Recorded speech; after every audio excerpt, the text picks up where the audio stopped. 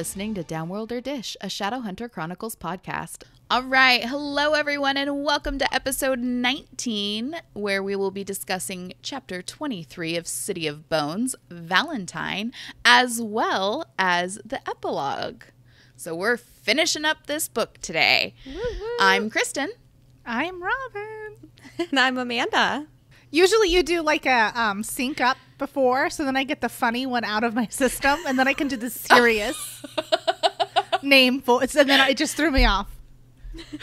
We're not fucking around today. Yeah, usually I do like weird stuff that you all don't want to hear. You're adorable. Adorkable. Can you believe that we're at the end of book 1? Okay, so my 2 cents is book-wise, it's kind of bittersweet. Like, it's sad to be. I can't believe we actually did it. Like, I can't believe we stuck with it. Yeah, we did it. We're wrapping up the first book. I can't believe it. I'm excited to get to City of Ashes, and I don't know. It's one of those things. Like I have reread this book in particular the most.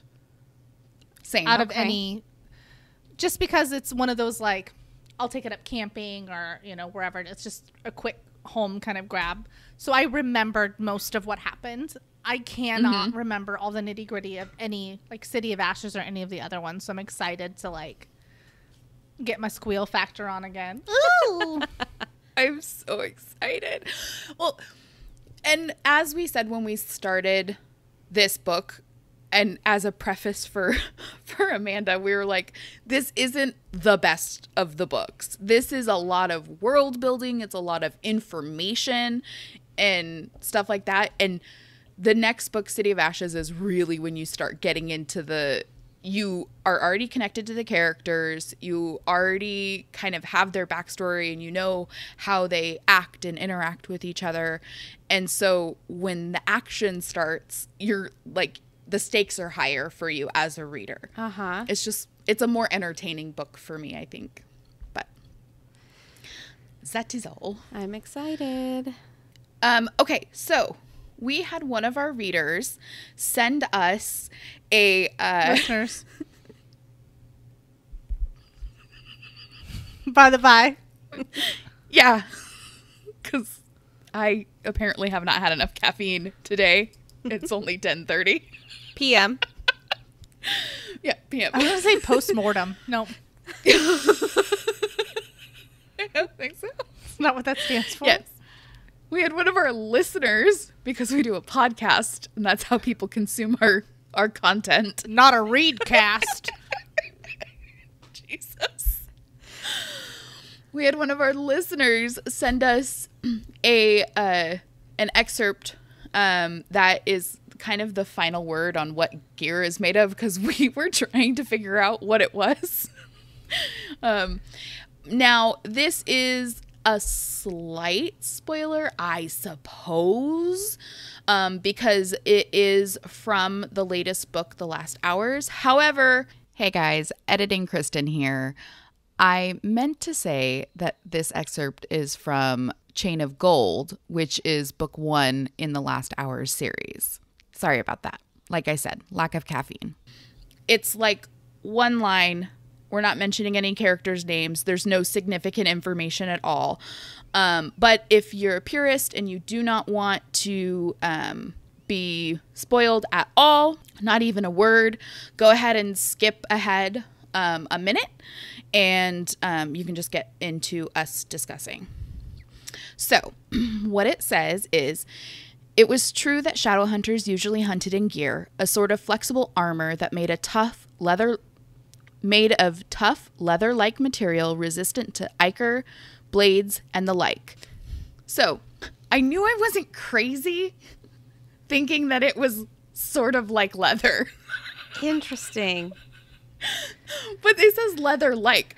And to Robin's point, she was like, it's some sort of like, you didn't say Teflon, but that's the only word that's Kevlar. coming to my mind. Kevlar. Yeah. Like a flexible Kevlar. So they're both right. I'm sweating thinking about that. Listen, we also have to Chain of Gold is set in early 1900s. So they could potentially still be wearing cargo shorts in 2007. Cargo pants. It's just Cargo evolved. pants. Zip Cargo off. pants. Cargo pants. Zip off. Yeah, maybe they've gone into the future a little bit. They were just tired of the chub rub from the leather. Yep. They don't have chub to rub. Yeah. That's fair. They're You don't know elite my struggle. athletes. They're like 6% body fat. I don't even know what that is. I'm like 82% body fat. I don't know. I know, me too. Wrong. I think my at one of the last appointment my son went to, he was at like 8% body fat, or like it was really low. Yeah. Anyway, thank you for the picture. Yes. Yes, because I have not started reading The Last Hours yet. Have you, Robin? No, is it The Last Hours or is it Chain of Gold? Chain of Gold is the book. The Last Hours is that series. I gotcha. Okay, that's what I thought, but But wasn't I'm sure. using them interchangeably because obviously I haven't started reading them yet, and so they're just kind of like they're not solid bumping yet. around, taking up headspace. But I did start listening to The Ghosts of the Shadow Market because I needed to. That was one that I hadn't done yet. And it kind of introduces a lot of the characters in the Last Hour series. And so I started it, and I can already tell these characters have my heart and soul. I feel like this is going to be the best series yet. I'm very excited. Can't wait to talk about it in like 2 years. Yeah. When was our All right, first does anyone have upload date? Like, how long have we done this? How long has this taken? February. Robin, do you have? Right, the beginning of February. I think so. I think, Okay. was it the 18th or the 17th? I think it was before that. Methinks. Okay, Jar Jar. Thou dost think? Isn't that your favorite character in Star Wars? Yeah, that's how I know what you're doing there. I can't. Yep, I love him. I like how he walks. I like that. Are you in Podbean? Yeah, Yeah. I'm looking on, if February 10th was our intro, so. Ah, that's so exciting. Yeah. That's great. All right. Does anyone have anything else before we get started? No, ma'am. No. No teacher after Robin's thing last week. I don't mean to interrupt your teacher duties. Did I say that? Yeah. All right. Let's cut the chit chat and kick things off with Robin's recap. Previously on Downworlder Dish. Luke's story ends on a low note. Clary is the fruit of Valentine's loins. Oh. The pair mount a plan to find Jocelyn and Jace using Simon's 21st century gadgets. The Person Wolves Warren G and Mound Up, heading via caravan to Renwick's ruin, aka Decrepit Hospital, aka Blackwell Family Estate, aka Valentine's evil lair. Forsaken attack on arrival, and Clary and Luke scrape into the house, but not without losing Gretel. They find Jocelyn, who's chained to a bed and in a coma. Luke kills Crab and fights Goyle, Blackwell and Pangborn. Clary makes a run for it, ending up in the straight-up creepiest dining room you've ever been in. In the corner, at the back, is Jace, who bids Clary to have Luke call off his Person Wolves, as there has been a most grievous misunderstanding. Jace says his father is here, handing out showers and shirts. And oh wait, here he is. Now, it's V-Tang. I love your recaps. They're great. so much fun. I know. I was going to ask if one of the two of you wanted to take it over for the next No. book series. Not that I don't enjoy it. I do. Okay, good. Because I'll try if you don't just want feel to, bad but you do hogging such it. a great job. No. Yeah. I am too long-winded for... I cannot summarize shit. This is true. It's beautiful. It's like me trying to tell a fucking story. Yeah, it's It fair. takes 42 years to get to the fucking point. Oh, that's great. All right. So the evil overlord himself walks in for dinner, I'm assuming, because there's a whole fucking feast laid out. And he immediately questions Clary's presence, wondering if she's one of the Lightwood children. Okay, I know that I've just gotten into this, but I have to stop for a second. Was he not watching the Institute as closely as we thought? Like, I imagine him to be more thorough than that. Like, he's escaped the Clave for the past 16 years and been in hiding, but, like, he didn't bother to, like, keep an eye out and know, like, who the Lightwood's children are, or even keep an eye on his son.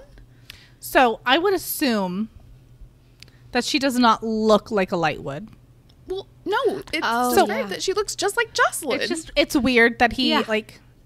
Do you think he was just saying that just to say that? I think he was. Like, yeah, what is this? A Lightwood kid? Like, who's this bitch? Like, trying to, like, feign for... Yeah. Yep. Okay. Yeah, that makes more sense. It does. I was just outraged. Uh-huh. I was like, you need to be more thorough. You're a terrible investigator. Mad scientist. Right? You were a terrible villain. So Jace introduced Clary as Clarissa Frey, and Valentine elevator eyes her. Gag. 10 out of 10 nightmare-inducing capabilities activated. So Valentine notices the Kinjal? Is that what? You did great. Mm-hmm. Okay. Valentine notices the Kinjal dagger she's holding. She tells him that Jace gave it to her, and he wants to see it.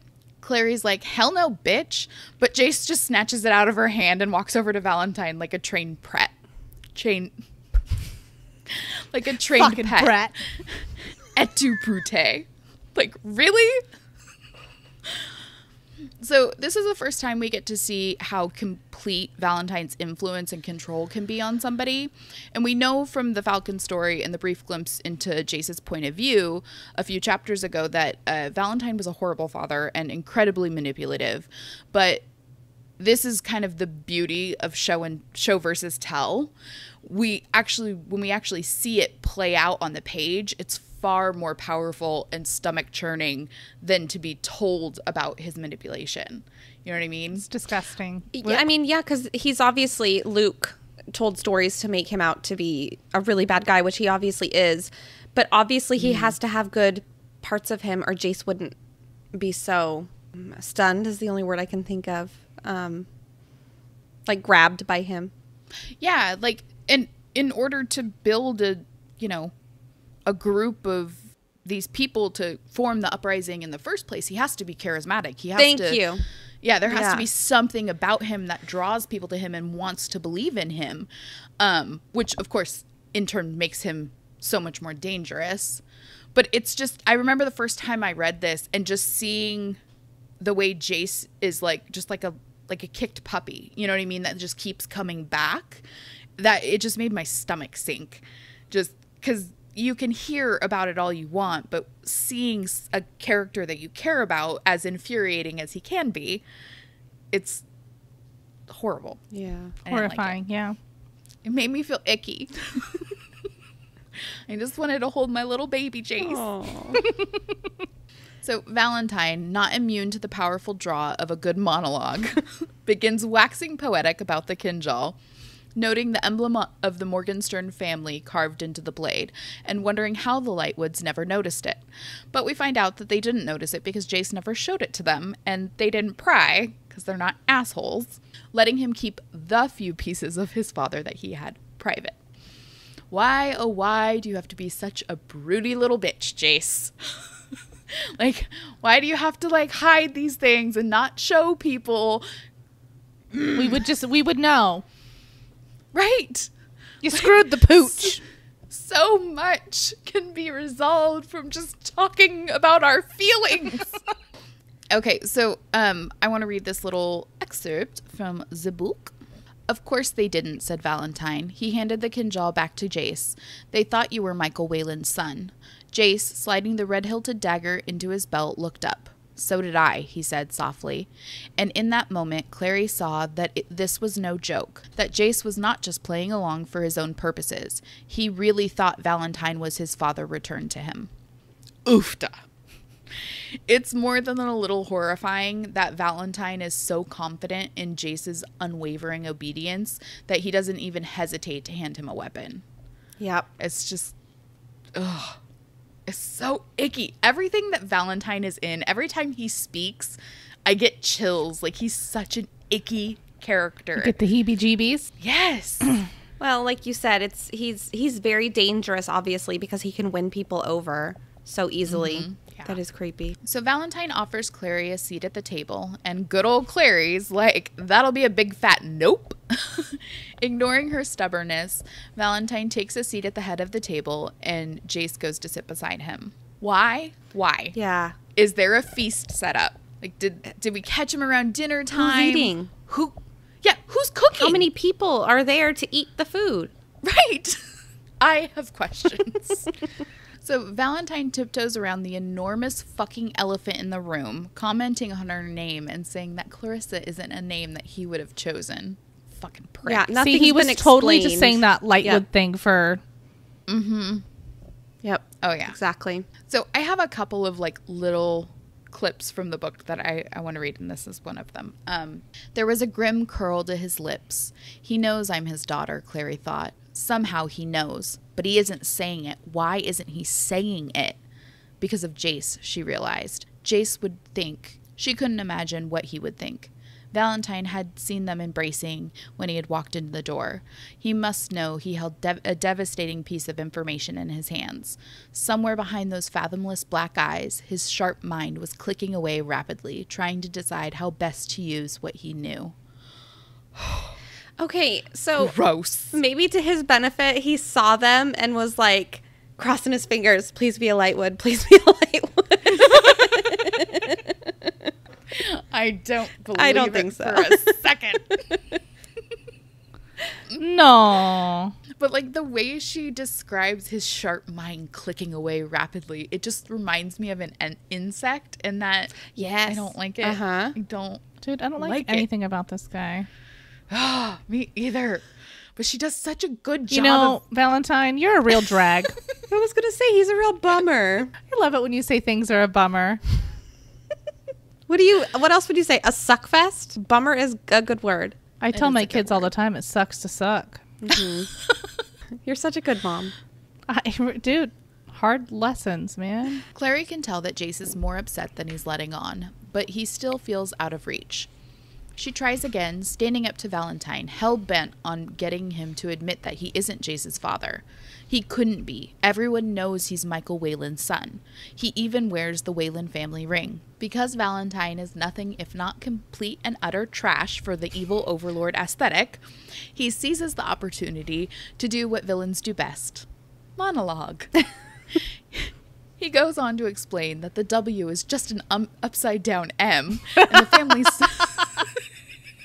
It's so dumb. Yeah. I fooled you all. Look at me.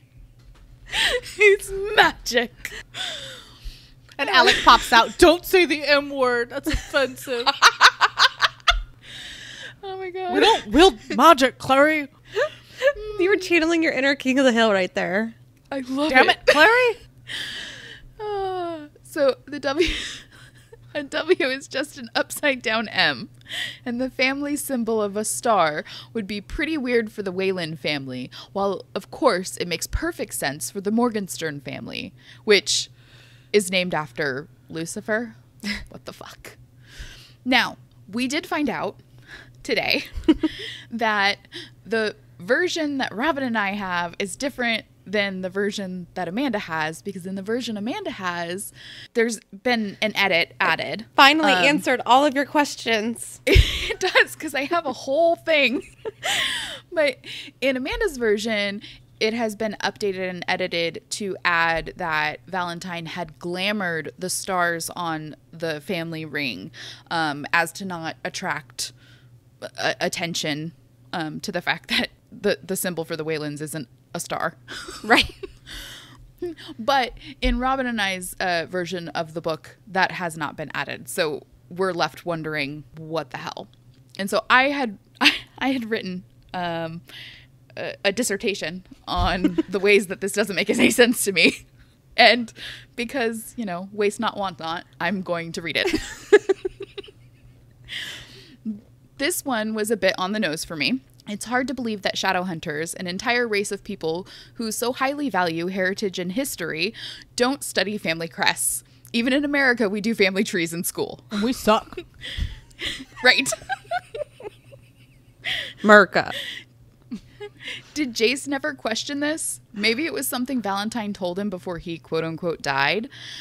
He wore that ring all the time. Someone had to have noticed even if he didn't show them specifically.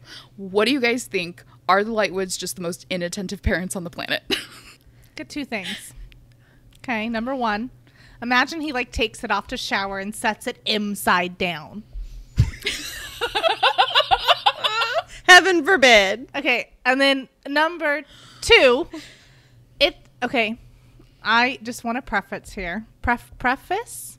I am in literally no way defending Valentine as a parent, but it does sort of speak. Why wouldn't he? I'm assuming he murdered Michael Wayland in cold blood. He could have just given Jace the actual Wayland family ring instead of going through all the trouble to, as you know now, glamour it.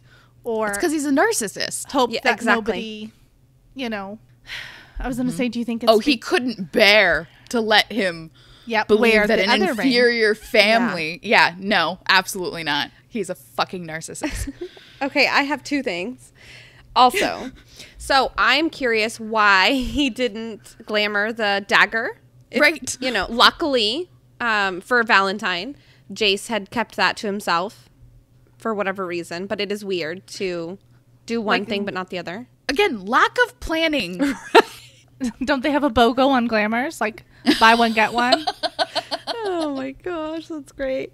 Okay, my next thing is, so they, as in Valentine and Jace, lived in the Wayland estate, right? Is what we find eventually. Wouldn't there have been their family crest in the house somewhere? Don't you think that Jace would have been like, hey, Daddy, what's that? Well, we all know how much Valentine likes to redecorate. Okay, I'm sure. That's fair. I want to know who these servants are that don't know. Yeah, right? Were they the Waylands? They have to be circle members. They're just Forsaken.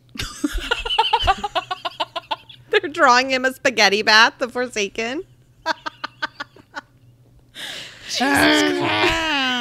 That's them telling him to hop right in, child.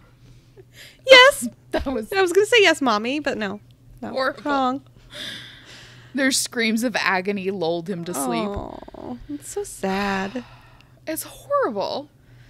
Okay. All right, so I'll let up on the Lightwoods since it's been edited to make them less moronic. Well, yeah. As we talked about, I'm sure a lot of people had that same question, which is I'm sure why there's an update, an edit to it. So I'm seeing more as I'm reading and seeing the differences why.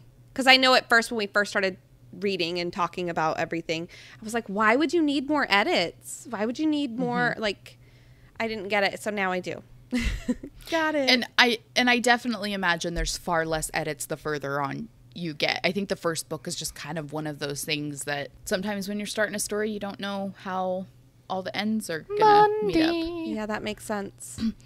And I mean, to be fair, the difference between City of Bones and her last book, obviously before the one I haven't read, Queen of Air and Darkness, miles apart in terms of just her craft has grown so much over this series, and the way that she fleshes out characters and the way she writes is just so far superior to what it is in this book. And that's just the natural growth of a writer. The more you do, because writing's a craft, the more you do, the better you get. That's fun. All right. So we'll move on from hating the Lightwoods for a moment. Clary and Valentine argue. Of course they do. Or rather, Valentine weaves a warped version of the truth, and Clary loudly and aggressively refutes it. Jace interjects, spouting nonsense about how Hodge was the bad guy all along, and he was the one who wanted the mortal cup to lift his curse. Valentine was just trying to help. He's got Jocelyn chained up because he wants to heal her, blah, blah, blah, blah, blah. Shut your brainwashed mouth, yeah. Jace Wayland, or Morgenstern, or whatever the fuck your name is. I don't see me, I'm like... Robin's like, triple snap in a Z formation. Too much. Okay. Not to be swayed, Clary's like, listen here, bitch. I was there. Valentine couldn't see me, but I watched it all go down with my own 2 eyeballs, and V-Tang took the curse off Hodge and then bounced with you in the cup. Dude is evil. So this is where that thing was. I appreciate the use of V-Tang. Me too. Who you so like... I've chosen to embrace it. Okay. I love it. Those you cannot change, you have to embrace. Okay. So Jace tells her not to talk to his father like that, and Clary snaps. Don't talk to my daddy that way. Right. Oh, wait. I really do it in the, that annoying lady that narrates the thing. Don't talk to my father that way. That was really good. Your whole head shook. So angry. Where was I? I don't know. Clary snaps, screaming at Jace that Valentine is not his father. But Jace is like, dude, why don't you believe me? He is my father. And then, like the motherfucking snake he is, Valentine slithers in with a, because she loves you. Could you fucking not? Mind your beeswax. Right? You're not helping. This is a mustard relish conversation. You can catch up later. Oh my God. Is that the new version of A, B, and C conversation? Yeah. That was ridiculous. I've never heard that before. You haven't heard that before? No. You guys are so incredibly lame. Oh my gosh. Okay. At this point, Clary is starting to let doubt wiggle into her brain. She doesn't want it to be true, but all the flashing neon signs point to yes. I imagine like from when the genie Aladdin. Yeah. Yeah. All right, so grasping at straws, Clary asks about his name. She knows him as Jace, but Valentine keeps calling him Jonathan. He confirms her fears. It's a nickname from his initials, JC. With a click, the pieces fall into place, unlocking the truth like Pandora's box, never to be contained again.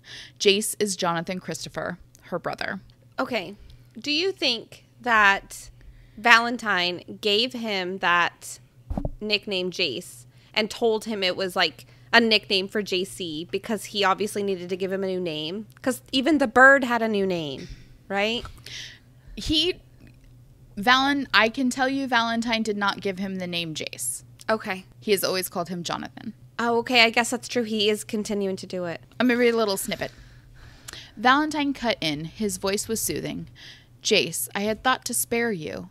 I thought a story of a mother who died would hurt you less than a story of a mother who abandoned you before your first birthday. Jace's slim fingers tightened convulsively around the glass's stem. Clary thought for a moment that it might shatter. My mother is alive? She is, said Valentine, alive and asleep in one of the downstairs rooms at this very moment. Yes, he said, cutting off Jace before he could speak. Jocelyn is your mother, Jonathan, and Clary is your sister. Oh, God, this poor boy. Uh-huh. So needless to say, Jace is shooketh to the core. Valentine, knowing exactly what kind of torture he's causing, needles at him, telling him he thought he'd be happy. Yesterday he was an orphan, and today he has an entire family. Sick and twisted motherfucker. Ugh, I hate him so much. Ugh. What were you laughing at, Robin? Because now I want to know. You were just saying that you just orphan. You said it weird. And then I was thinking how terrible it should be that I shouldn't be laughing while you're talking about him being an orphan. Oh. Right. Okay. While Jace is having a breakdown and Clary is trying to comfort him with absolutely no success, Valentine is reveling in their pain, and it's fucking gross. Mm-hmm.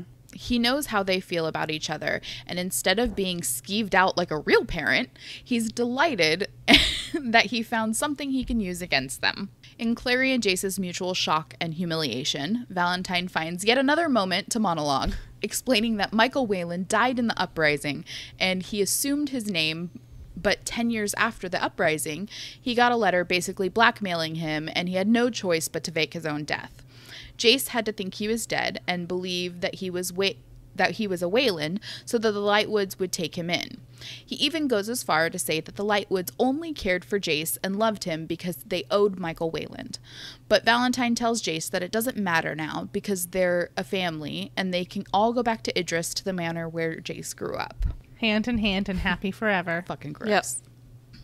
This is my favorite right here that you're about to read. Clary sees straight through his manipulative ways, even though Jace can't. And I'm going to read this line because it's perfect. That sounds terrific, thought Clary. Just you, your comatose wife, your shell-shocked son, and your daughter who hates your guts. Not to mention that your two kids may be in love with each other. Yeah, that sounds like the perfect family reunion. Oh, the sass. Magnus would be proud. Oh my gosh. Do you think he really thought that was something that would happen? No, I think he's trying to goad them. But yeah, I think he's just trying to like give Jace hope. Yeah, like, that's true. Kind of you be like, have look. a family. He's obviously lying, so now he's just on a roll. Yeah. He's. Thankfully, they're saved from Valentine's twisted vision of family by a commotion just before Luke barrels into the room.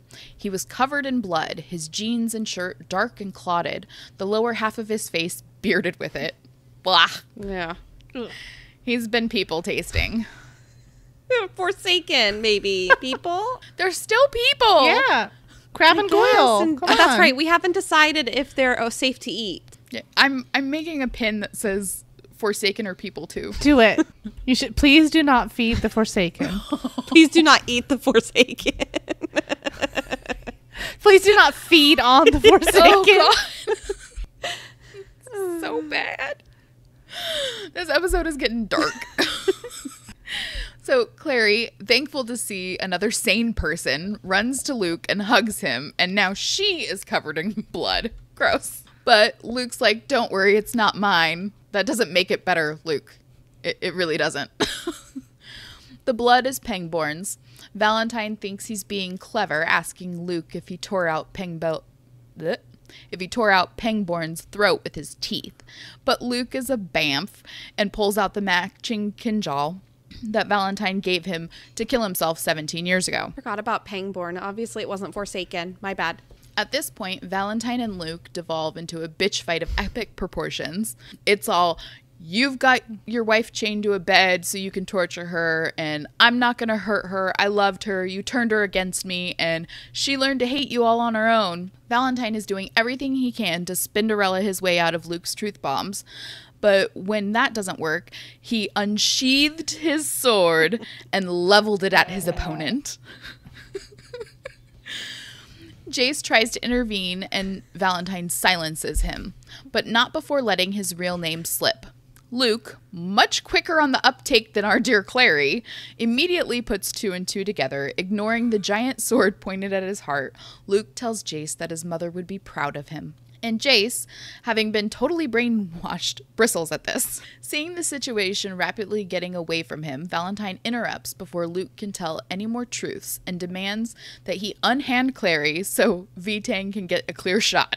Because Luke is an actual good person and parent, he pushes Clary away and tells her to get to safety. But when she tries to run for the door, not to do anything as silly as seek safety, but instead to find reinforcements, Jace stops her. Jace, acting a little less like a robot, is all, sis, there's a bunch of Forsaken down there. I'm not letting you get killed.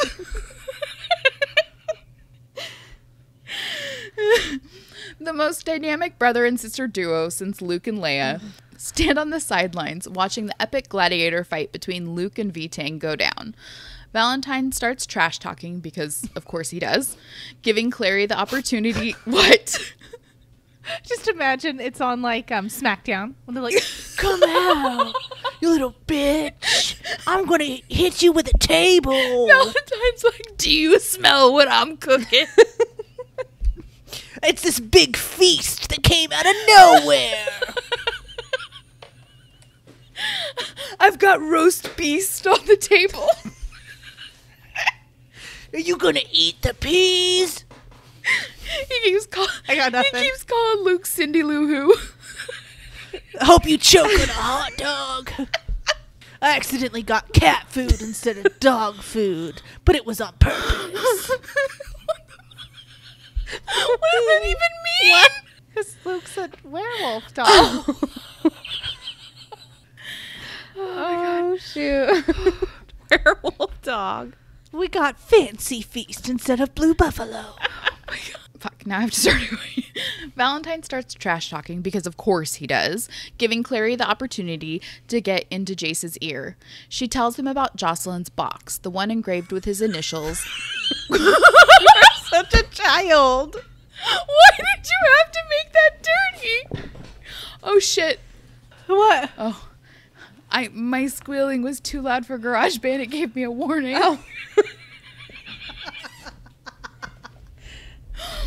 I obviously wasn't talking about Jocelyn's vajayjay. I'm sorry. I am 12 years old. Continue. Out of which Or they start both again. I came. won't laugh. Okay. She tells him about Jocelyn's. The only thing I can think of is treasure box, and that doesn't sound any better. Keepsake. Yeah. Okay. So she tells him about Jocelyn's keepsake, the one engraved with his initials, and how she thought he was dead all this time. She tells him about the burned bones of a child that Jocelyn thought was her son, alongside her parents' remains.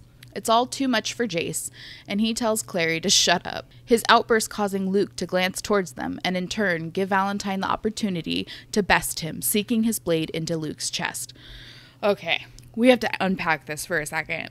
Luke is such a good parent that even just a shout, he immediately looks to make sure Clary's okay. Mm-hmm. And even though he's in the heat of battle, his instinct is to protect Clary no matter what. And like, maybe I'm just like super emotional, but like that hit me today. I was rereading it and it was just a lot. But it's such a stark contrast from what Valentine is. I don't know. Faux show. I love Luke. Me too. Yeah. Were you going to say something? I was going to say I think he's my favorite character, but I just don't know. So I decided not to say it. Well, you have a week You to did say it decide. earlier. Did I? You've said it before. Okay. I think he is. You have a week to make final decisions. Okay. Before Thank you. before we demand answers. I'll write this day in my diary and continue to make tallies. So Luke collapses to the floor and Valentine raises his sword to finish him. Jace, as if he knows Clary or something, turns to stop her, but she twists out of his grasp, making a beeline for Luke and throwing herself between him and Valentine's sword like a Disney princess. That was a lot. This is obviously a good. very long chapter. It is. Obviously. So, I just have to give a disclaimer here. Yeah. Like I said, I did what I think Robin referred to as a 6th grade thing and wrote this literally. I haven't even read what I've written, so please bear with me. I apologize. It's going to be great. You're doing great, honey. Thank you, Mom. Kids are hard, yep, dude. Yep. Today was one of those Working days. till 4 o'clock in the morning is hard. Yeah. Yep, that was a hard day. So, as the sword is at Clary's face, basically, Clary could see it in Valentine's eyes. He was capable of killing his own child. She closed her eyes because that's what we do to help us feel more comfortable when something bad is going to happen. And she... Yeah. There was no blankets around, so. Exactly. She heard a sound and Valentine cried out. Opening her eyes, Clary saw his hand was empty and bleeding. She realized that Jace must have thrown a dagger at his hand hard enough to knock the sword from Valentine's hand. I said hand 1,000 times. He immediately started to apologize. Jace did. Father, Valentine interrupts Jace to tell him that it was a nice throw. God, he's creepy. He goes on to tell Jace that he wouldn't have hurt Clary. Totally. That's why you were holding a freaking sword at her. Liar. Yeah. He's a liar. Liar. Pants This on is fire. this is his fancy footwork, his Spinderella move. He's trying to Jace, always spinning. I wouldn't have done it. I promise. Pinky promise. Yeah, but his fingers were crossed right. behind his back. Clary turns to check on Luke, who was still on the floor. Blood was bubbling from the hole in his shirt. Clary starts to beg for help, and Valentine tells Jace not to move. But he calls him Jonathan, which creeps me out. But I guess you're right. He does call him Jonathan the whole time. I just don't like it, I guess. Yeah. Then he addresses Clary as Clarissa, and I imagine it in this creepy weirdo voice. Clarissa. Ugh. He tries to explain to Clary that Luke is the enemy. He says, this man is the enemy of our family, an enemy of the clave. We are hunters, and that means sometimes we are killers. Surely you understand that. Demon hunters, Clary said. Demon killers, not murderers. There's a difference. So I have a question. How is there a difference? Really? I mean, I get what she's trying to say. Demons aren't supposed to be in this dimension, whereas Downworlders do belong in this dimension. Oh, okay. Because they are part human. Right. Okay. So full demons. Like the boy with blue hair. Yeah. Okay. Yeah. Got it. Interesting. But he was just in a club. Like, what do you think? Okay, this is way far back. What do you think he was doing there? His partying. I think he was trying to feast on people. Okay. Look for someone to eat. Could I be any more monotone? Any more Chandler? He was going to feast on people. All right, well, Valentine reminds her that Luke is a demon. Person demon, if you will. Person/demon. This makes Clary have flashbacks of Luke being her pseudo-father as a child, and it enrages her. She goes off. I can't explain this well enough, so reading this is what I'm going to do. Tell me your thoughts. Okay. Technically, didn't we decide that lycanthropy is a demon disease? So he's not actually a demon. Oh, okay, I see. You're splitting hairs here, Valentine. I mean... Yeah. Get out. But because Valentine is so... I'm trying to think like of a Luke's not non-offensive pure word. anymore, basically. Yeah. Yeah, he's so narrow-minded. He just lumps them all in together. It's disgusting. So Clary goes off on Valentine, and this got me. I re-listened to this today, and I was like, yeah, girl, get him. She says, you murdered your wife's parents, not in battle, but in cold blood. I bet you murdered Michael Wayland and his little boy, too. Threw their bones in with my grandparents so that my mother would think you and Jace were dead. Put your necklace around Michael Wayland's neck before you burned him so everyone would think those bones were yours.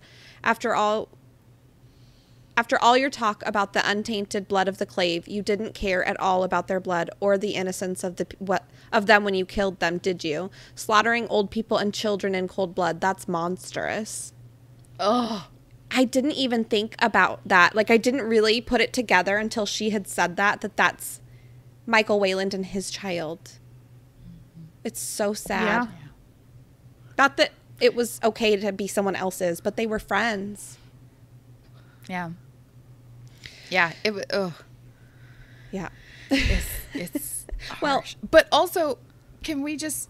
Clary is so slow to pick up on so many different things, but she was real quick to figure this one out. Yes. Just all together now. Yeah. Well, clearly she must be correct because Valentine snapped. He tells Jace to move that bitch, get out the way, so he can kill Luke. Clary pleads to reach Jace in his feelers. She pleads to reach Jace in his feelers and tells her not to talk to him. Clary pleads to reach Jace in his feelers, and he tells her not to talk to him. Valentine stands there talking lots of shit to Luke about him not being a man and how he doesn't deserve an honorable death to stand, blah, blah, blah. Clary continues to pull at Jace's heartstrings about family. He tells her to get down and pushed her towards the ground. Valentine tried to slam the sword into Luke, but Luke was gone. Jace had knocked him out of the way, and then he tells Valentine to leave. So Clary wins. Good job. A golf clap for Mr. Jace. Yes. Jace raised his sword to his father's throat. Valentine tells Jace that he will not take orders from a child, and Jace tells him that he is a very well-trained child, reminding him that Valentine himself is the one that trained him. Although Valentine agrees, he tells Jace that he knows he wouldn't be able to kill his own father. Jace tells him how hurt he is that he chose to leave him behind as a child. Valentine tries to talk his way out of it by explaining that he did it for Jace's own good, which I guess in his super twisted mind, he probably thinks he did. Clary chimes in and says that if Valentine cared about Jace, he wouldn't have killed his innocent grandparents. Valentine laughs and says that no one is innocent in war. Ha ha ha ha, you fool. It's super easy to make those justifications when you can just start a war whenever the fuck you feel like it. Yeah. Okay, we're in war now. I'm going to go murder your family, but you don't even really know yet. Right? Sucks to suck. Yes. Yes, it does. So Valentine tries to justify everything by saying that he was afraid that that Jocelyn's family would help her take Jace away from him. Doy. Yeah, you're an unfit fucking parent. Literal murderer. Anger management classes are not enough for you. Fucking psychopath. Oh, so everything starts to click for Luke, and he realizes that Valentine knew Jocelyn was going to leave him before the uprising. So he didn't kill all those people for payback. He killed them because he didn't want to go through a custody battle. Terrible. Clary reminds Jace that they need the cup. Valentine admits that it's an Idris but won't give any more details. He starts to convince Jace to stand down, but it doesn't work. Clary won that love battle. She got his heart. She takes that W and runs with it. She convinces Jace to give Luke the sword so that he can kill Valentine. Girl really wants this mofo dead. She has planned this all along.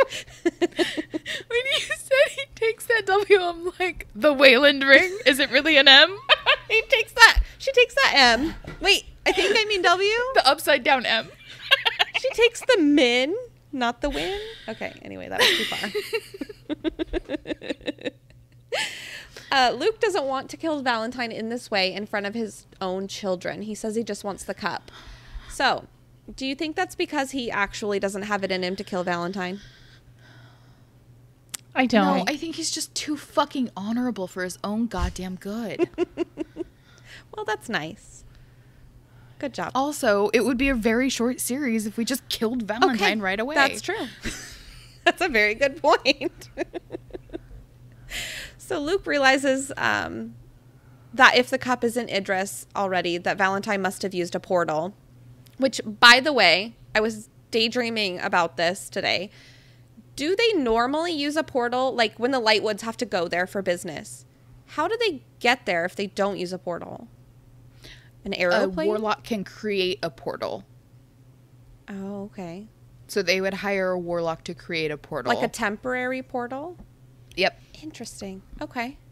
But the reason that they knew Valentine was there is because they knew there was a portal there. Yeah, there's a permanent portal.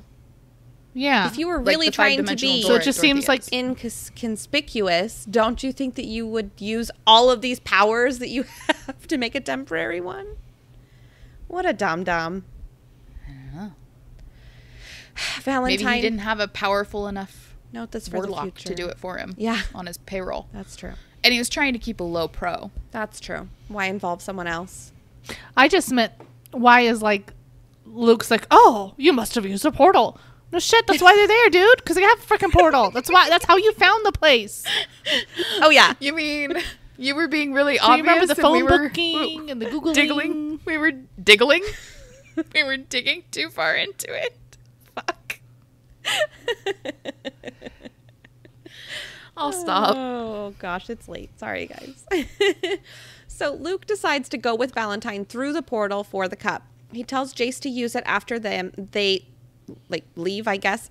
So they go in it and then it clears its browser history, right? But didn't Madame Dorothea say that it can take you to the last place? Or is that if you don't have another location in your mind?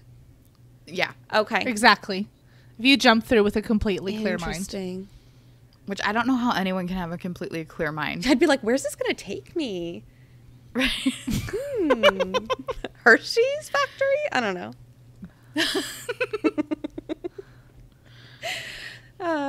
Okay. So, of course, Jace is like, nah, brah. It's not happening.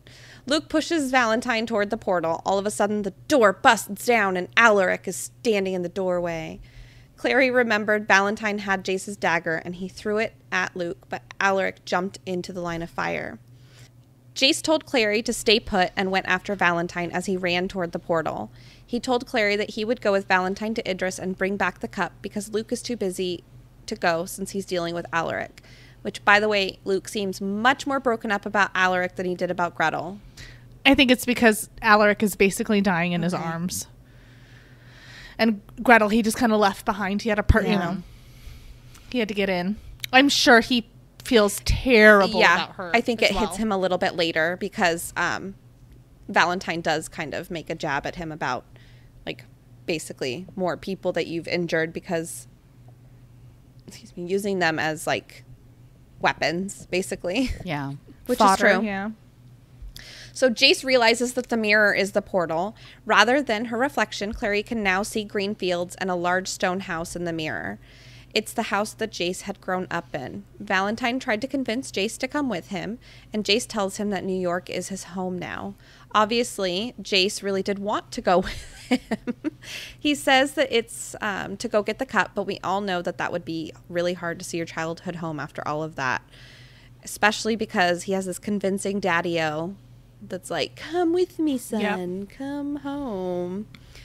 Which is totally... Get in the van. I have candy. Yeah, is totally on purpose. He's such a manipulative fuck. You know that, that's the thing he thinks will convince him, that nostalgia or whatever. Yeah. Okay, 2 things real quick. We didn't really touch on who do you think wrote the letter to Valentine to scare him? I don't think there is a letter, personally. Okay. I think it's just one of his... he wanted to move on to phase 2 of his plan, and having a kid there would be difficult. Oh, okay. To have to take care of a child and try to mastermind stealing the Mortal Cup in phase 2, so he did what he had to do to cut his ties. That makes sense about my next question, because I was going to say, wouldn't it be unsafe for him to go back to that house if someone knows? So that makes sense. Mm-hmm. Interesting. I don't know if that's true or not. That's just my 2 cents. Yeah, because, who wouldn't tell somebody? Right. Right. Who's just going to blackmail him? Hodge, right. Yeah. Cut me in. Yeah, so Clary tells Jace to let the clave get the cup, and Valentine agrees. He reminds Jace that he would have to kill him before he would give up the cup. Jace insisted that he would be able to kill his father, holding his blade tightly. Valentine disagreed and reached through the portal, grabbing Jace's wrist. Taunting him, Valentine tells him to do it. Just do it, basically. And Jace is unable. Valentine swung his fist forward, breaking the portal into pieces, which is cray-cray. Yeah. Jace sunk to the floor and, staring at the pieces of the broken mirror, sees that Idris is still visible in some of the small pieces. Jace felt as if they had delivered the cup right to Valentine, and it's really sad for him to just put all that on his shoulders after everything he's been through. It's crazy, because, he's not wrong, but he's not right, That's tough. Yeah, they all decided to do everything together. I would feel like a fool. Poor kid.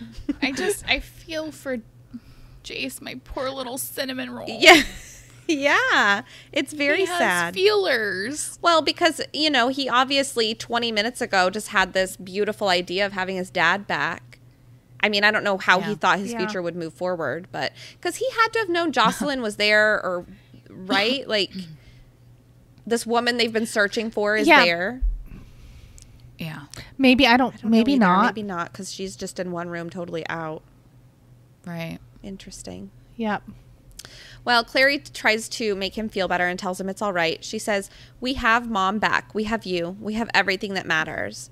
And I just think that it would be really hard to go into that mindset of already saying Mom instead of my mom. Yeah. It was really quick. Yeah. Because I doubt he's even thinking of her as his mother right now. So it's odd. I don't know. Anyway. So, yeah. It is odd. The two embrace, and it ends with Jace whispering her name into her ear. Like, why? It's his It's weird. mantra. It's what's keeping him together. Clary. I say goose fraba. So that is it. That is where we end with the main part of the book. It's cray cray. Oh, goodness. Okay. I'm going to bounce into the epilogue. Boom, boom. Our scene begins in a hospital. The light is blinding Clary. Too much torchlight, gaslight, and witchlight in the last few days. Begs the question, what the heck do the Shadowhunters have against Thomas Edison? They obviously have electricity. Why no light bulbs? Is it too expensive to retrofit the institution? It's because the Shadowhunters are low tech. Freeform. Yeah, I got a remember their fridge. GPS? I'm just saying, they had a refrigerator. Get a light bulb. Get a lamp. Jace had a cell phone. You have outlets. It fucks up the aesthetic. Okay. I was going to say, Yeah, they just it want to needs be to be creepy. creeped. So Clary checks in at the front desk, noticing that the nurse's skin is strangely yellow. And she wonders if it is a demon. The nurse points her to the last door at the end of the hall, and Clary decides probably not a demon. She's just going crazy. The hospital is aggressively air-conditioned, even though the weather's turning towards fall, which kind of gives us a little point of reference for time frame. Clary takes her time entering the room. She's afraid to wake up Luke, but it's all good. He's awake and talking to his silent brother. He turns, sensing Clary's arrival, and it's our long-lost friend, we Broj. missed you, Broj. What's up, brah? What's up? Clary asks Luke what's going on. We find out that it's been 3 days since Valentine pieced out, and Luke looks haggard. He says that Broj was just on his way out, and Clary asks the silent brother if he is going to help with Jocelyn. And he tells her that you cannot save others until you first save yourself. This fortune cookie stuff is getting really old, Clary said. What's wrong with my mother? Do you know? Can the silent brothers help her like you helped Luke? Oh, sorry. Help her like you helped Alec. We helped no one, said Jeremiah. Nor is it our place to assist those who have willingly separated themselves from the clave. So why is he there? So, if that's the case, why do you think he's there in the first place? It seems like what we know so far about the Silent Brothers is that they wouldn't bother coming to help Jocelyn if it wasn't their place, as he's saying. I wonder if it's curiosity about the spell or whatever it is that she's under. Interesting. Or maybe they have to get... well, no, I think that's Clave's job. I don't know. It might be like she's under something and they're archivists, so they study. So, like, yeah, maybe. They're chismosas. That's what it is. She's what? Chismosas? They're wanna get gossip the girls. chisme, Yeah. the gossip. They want to know what happened. They have to have something to talk about dinner later that Think night. about. They don't talk. Come on. Okay, but, like, This is true. this is the first that we hear about Alec in, like, 6 chapters. And the last we heard, he was, like, on his deathbed. Yeah. Yeah. So obviously he's okay if Clary's like, are you the one that helped? Even though Right. that fire message was not to bring people to help Alec. It wasn't. Ooh, maybe. Dun, Well, he just dun. said we didn't help, right? Didn't he say that? We helped no Yeah, one. it wasn't to this. The Silent Brothers did not help Alec. Oh, okay. Yeah. I didn't think that they could go to someone else. Okay. Yeah. So, I just want to really quick. I just feel like, Broj, you did me wrong, brother. Like, I thought we were tight. And you talking to my girl with disrespect. I'm not into You got a it. beef with Broj now? I got a beef with Brojay. That was rude. Like, have some compassion. Not that you can, because you're a silent brother, but you're supposed to be the funny one. Come on. Well, and be more Anyway, understanding of the reason she friggin' left the clave, Brojay. Yeah. No. Anyway. Brojay, more like bro dick. Sorry. Anyway, he leaves, blends into the crowd, and Clary wonders what the glamour he is using is making him look like to the other people. And this must be so weird for her. It's her first taste of being out in the mundane world without a mission. Mm-hmm. So she's kind of having more time to like mull over glamours and the site and all that other And stuff. see in day-to-day life how often she came in contact with the shadow world. Yeah. And I'm sure Yeah. more is coming back every day as it fades. Yeah, now that Luke tells Clary that Brojay's right. Magnus Bane is the one who saved Alec, and they have no idea what is wrong with Jocelyn. Clary looks over at her mother in the hospital bed. Her skin is pale and sallow with tubes connected to her, and Clary takes her hand and wills her to wake up. Luke reassures Clary that she's going to wake up because she has so much to get better for now more than ever. And of course, he's referring to Jonathan. Ew, no. I know it's Jocelyn- gross. I don't like it either. I know. I wrote Jace, but I had to like creep you out. He's referring to Jace. Jacethan. Please don't be a thing. Jocelyn has been mourning for her lost child for 17 years. And I don't know why at this moment I was thinking, okay, we finally have a solid age for Jace now. But we talked about it earlier in the chapter, but for some reason this to me clicking was like, okay, Jace is 17, almost 18. I'm assuming. I got an age for him. I just kept thinking he was closer in age to Clary. And I don't know. It doesn't He's matter. supposed to be, because she got pregnant. Yeah, so it'd be about a year and a half, right? Because he was just under a year, I think.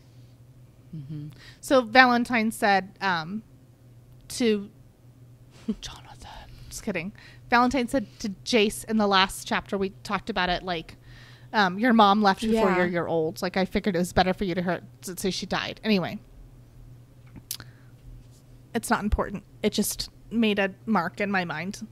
So the epilogue made, okay, fall. Jace is 17. Jocelyn is in some sort of unknown super coma, like Sleeping Beauty. And Luke says that he's been constantly talking to her, telling her about how she would be so proud of her warrior daughter. And Clary starts to tear up and tells Luke that the shopping's done.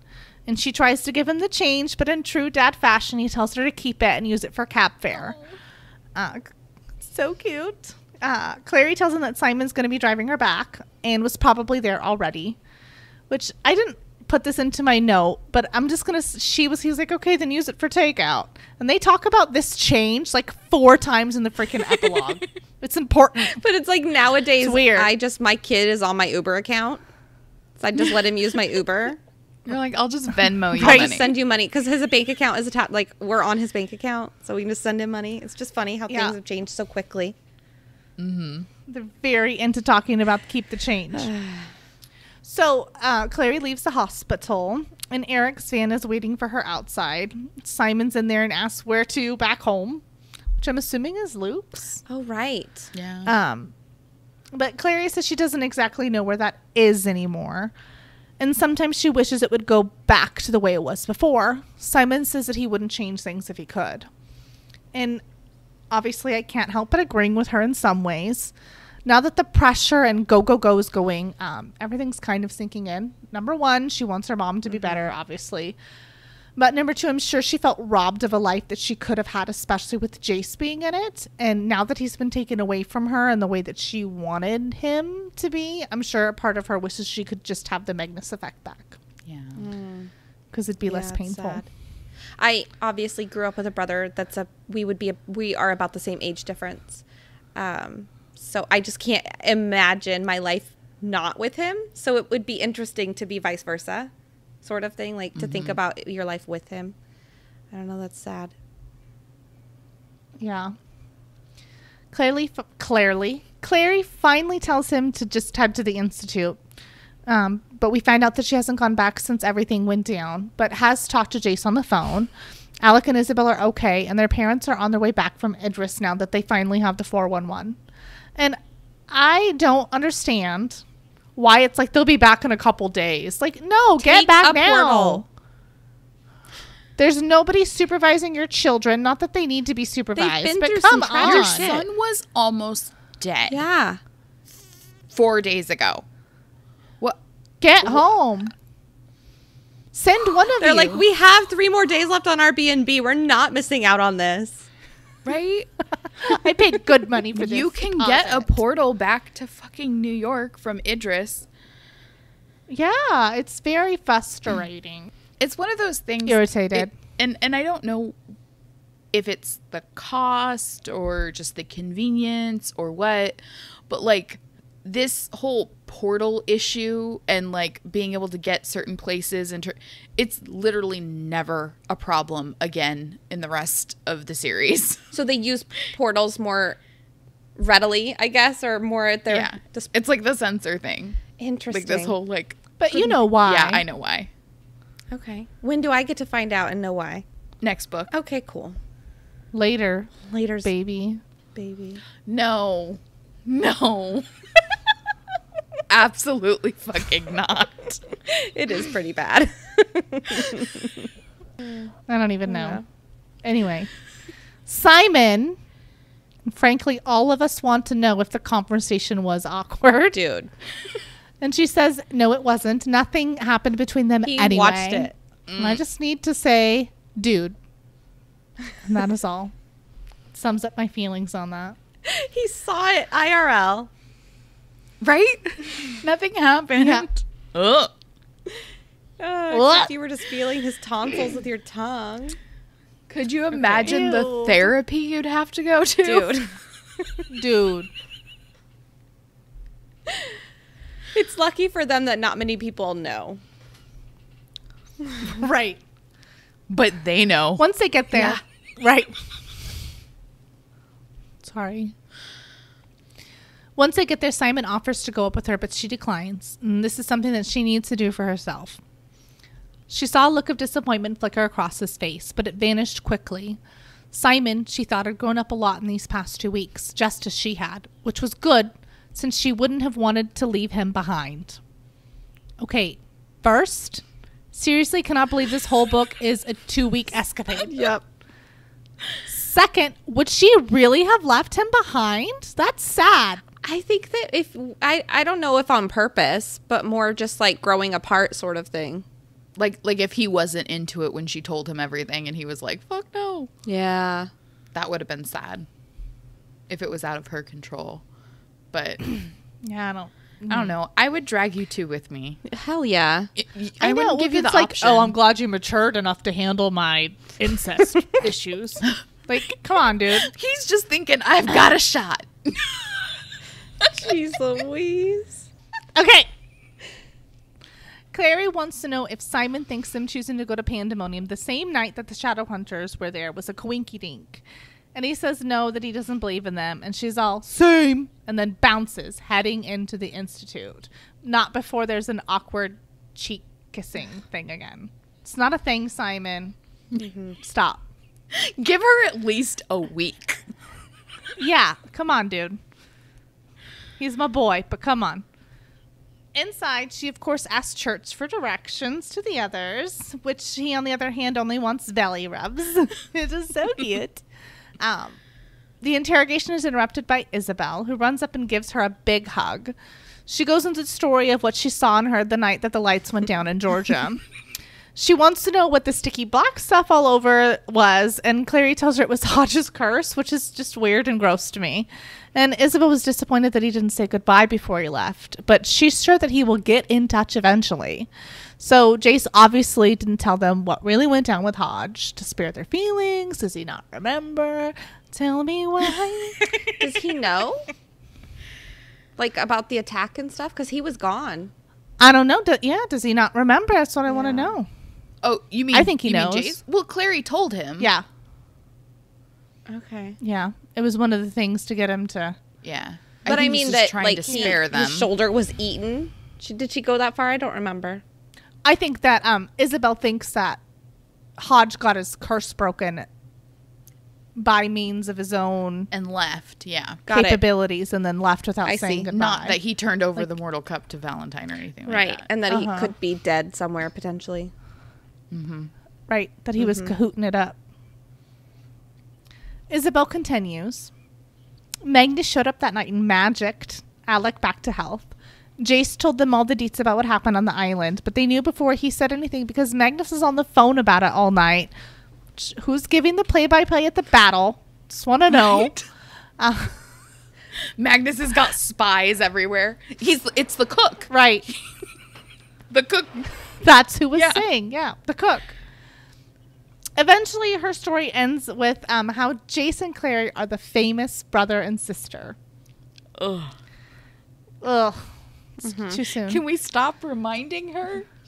And she's so, like, chatty and excited and just, like, la, la, la, la, la, la, la, that it's very, Anyway, Clary tells Isabel she's surprised how glad she is to see her because she didn't think that she liked her.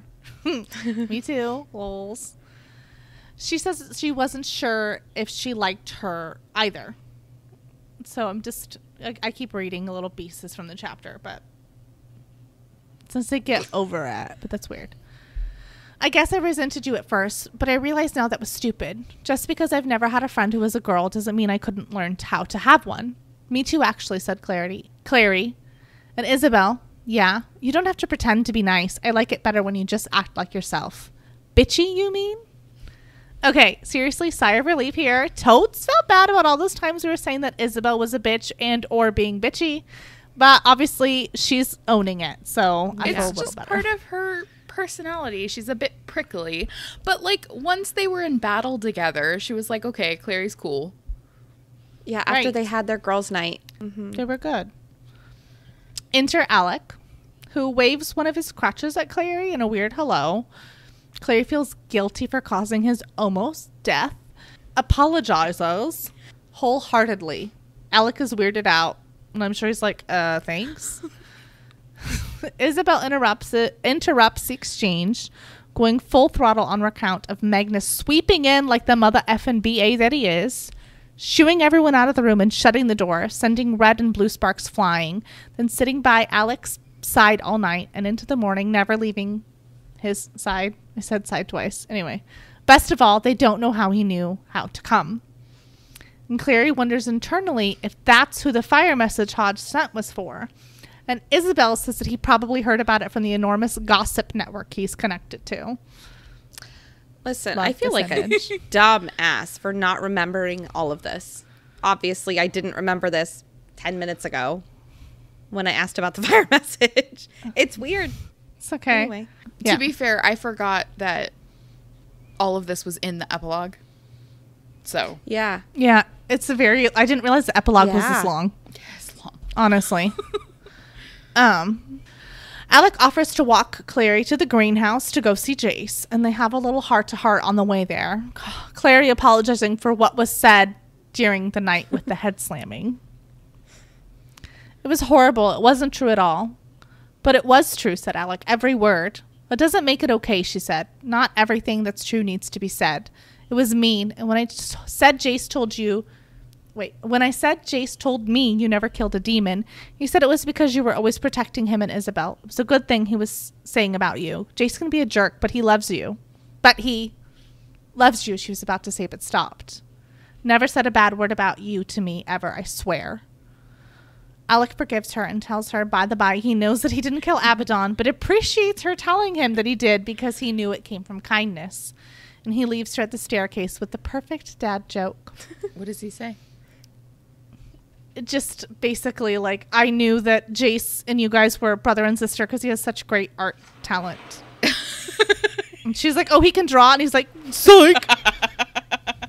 Just trying to make a weird joke.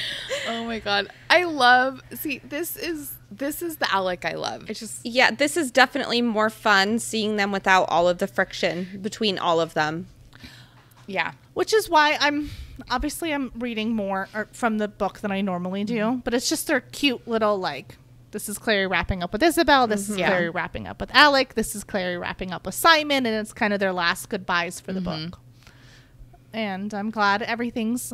Obviously, I'm glad there's 2 and 3 and 4 and 5 and 6 and 7 and all the other books. But at least if it would have ended on this, we have a little closure for the moment. Right.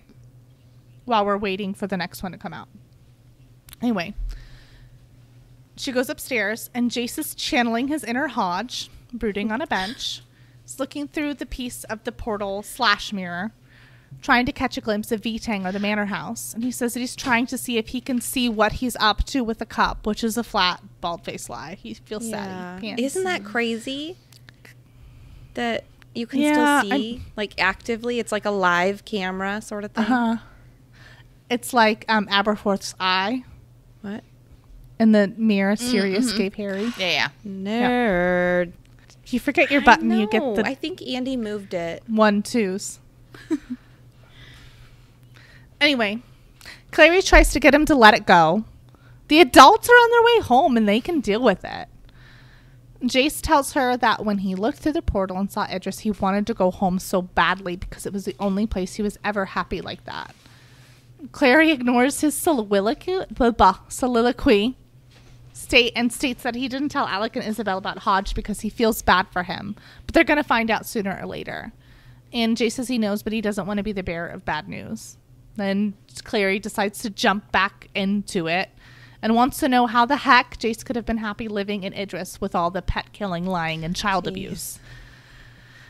And Jace responds with, Jace responds by saying that it was the only time he was ever sure about who he was. And he kills demons because it's what he's good at and what he was trained to do. And when he thought his father was dead, he was cut free and could be reckless he could be reckless about his life because basically no one would miss him if he were dead. But he doesn't feel like that anymore because Clary's grounding him. And if it wasn't for her, he would have jumped through the portal to be Vitang's lapdog. Which is where I thought he was when I found out about him, basically. I thought that that's what had happened. I didn't realize that it was the brother. I thought he was just hanging with Vitang. Oh, you thought he was like a double agent. Yeah. Well, I thought that he... I didn't put together that it was Jace was her brother. I thought that the brother was still alive and he was with Vitang. Gotcha. I gotcha. Anyway, yeah. That makes sense. So Clary interrupts him. I think having finally plucked up the courage to kind of just word vomit out that she wants Jace to come see their mom at the hospital, plunging into all the good things about Jocelyn and making it clear that it's not for his benefit to make him feel better, but it's for Jocelyn's. She thinks that maybe if he would talk to her and hear his voice, that she would wake up. This is making me very emotional as a mother. Mm-hmm. I know. It's sad. I remember the first time I read this, I cried. Yeah. Yeah, it's I'm about sad. to cry now, so keep going. Talk about that money again. Jeez Louise. Violining. So he agrees to go, and they head out, not using the cab money Luke gave her for the 5th time, but on one of the freaking demon motorcycles, because you can never have enough head injuries. Hopefully he's gotten better at driving it. Oh my gosh. Right. In the 3 days. Tells her that it's been. He probably also suffered some sort of concussion. Which is why they think it's okay. Right. Well, apparently someone left it at Magnus's after the party, which to me makes me think it like maybe a vampire died during the wolf. Oh yeah. Battle, and he never came to pick up his bike. Jace somehow convinced him to hand it over. We get some typical banter between the two. Glad to see things are kind of returning to a new normal. And they hop on, head to the hospital. Clary taking in all the sights with her new Shadowhunter eyeballs, commenting about how everything is now so different. And Jace reminds her that it's always been like that, and she's the one that changed. And I swear to you, this is my last read from chapter. I've done it like 5 times, but it's great. Absolutely have to end like this. She squinted her eyes against the tearing wind. Are you testing what Alex said about some of these bikes being able to go underwater? No. He leveled the bike out carefully as they rose from the river's surface. I think that's just a story. But Jace, she said, all the stories are true. Oh, I love a circular ending. Oh! Goosey bumps. Jace angles the bike up and the skyline's laid out like it was before, but this time Clary's eyes are open. And with that, our beloved City of Bones comes to an end. Chills. Hard eyes. Chillies. Oh my god. I do have goosey bumps. I do too. I know I did too. So next week's episode is going to be hilarious. We've been looking forward to this for 3 months. Make sure you go back to last Tuesday's post on our Instagram where we posted an Ask Us Anything for questions that you may want to know about our little trio that we will answer on episode 20. So if you want to get a head start on reading, we're going to be starting, obviously, Chapter 1 in City of Ashes. I'm talking like this to specifically draw out time so I can open our Google Doc that we share that Kristen's already put all the information in. So I don't have the name of the chapter because I am unprepared. But worry not. It is called Smoke and Diamonds, which is the prologue. And chapter 1 is called Valentine's Arrow. So you can read those two things. That's what we will be discussing in episode 21, which is our first episode diving into City of Ashes. Yay. Yeah. All right. Well, for behind the scenes content and the latest updates, check us out on Instagram at Downworlder Dish Podcast. We'll see you next time. Bye.